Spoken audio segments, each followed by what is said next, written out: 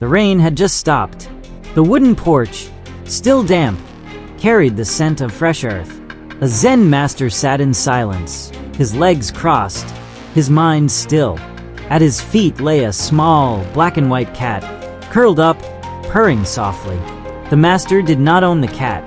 It had simply appeared one day and never left. One morning, as the sun rose behind the mountains, the master set out to fetch water from the well. The cat followed, its tail swaying with each step.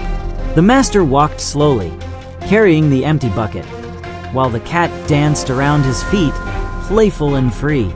As they reached the well, the master pulled the rope, bringing up a full bucket. A single drop of water slipped from the edge and landed on the cat's nose.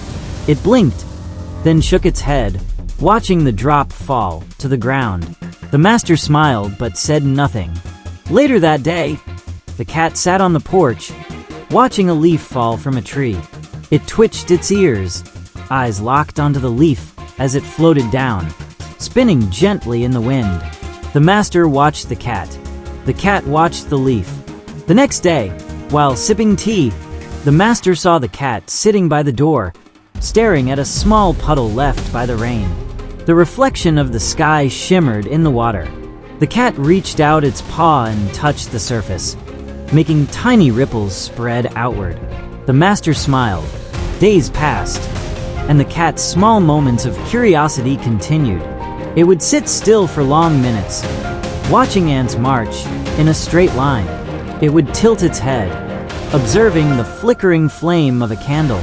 It would pause before stepping onto a rock, feeling the warmth left by the sun. One evening, a student of the master arrived, frustrated and restless. "Master, my mind is troubled," he said. "I seek wisdom, but I feel lost." The master nodded and gestured toward the cat, who was now watching the reflection of the moon in a bowl of water. The student frowned. "I do not understand. How can a simple cat teach me wisdom?" The master remained silent for a moment, then spoke softly. "Watch." The student watched as the cat, fascinated by the moon's reflection, reached out its paw and gently tapped the water. The image rippled, distorted, and disappeared. The cat pulled back, ears twitching, and waited. Soon, the surface of the water became still again, and the moon reappeared. The cat sat patiently, watching, not moving, not chasing. The master turned to his student. The cat does not struggle against the water. It does not fight the ripples. It waits. It watches. It learns.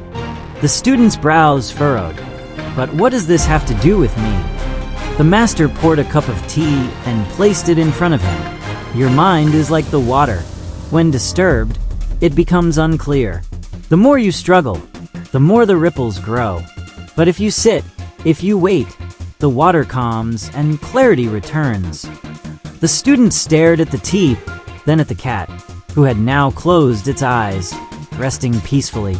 He took a deep breath, feeling a strange sense of stillness settle within him.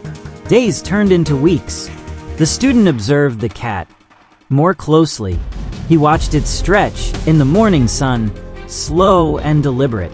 He saw it blink lazily at a buzzing fly unbothered. He noticed how it moved without hurry, how it listened without reacting. He began to understand. One afternoon, as the student sat on the porch, lost in thought, the cat leaped onto his lap. Startled, he looked down. The cat stared up at him, blinking slowly, before curling into a ball and purring.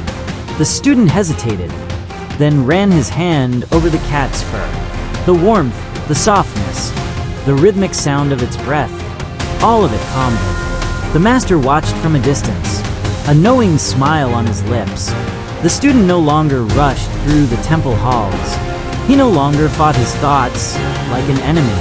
He had learned, not from books, not from teachings, but from a creature that simply existed, fully present, in every moment.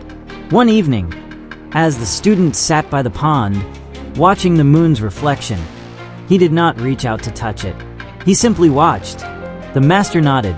The lesson was learned, and the cat, wise in its own silent way, purred softly in the moonlight, knowing it had done its part.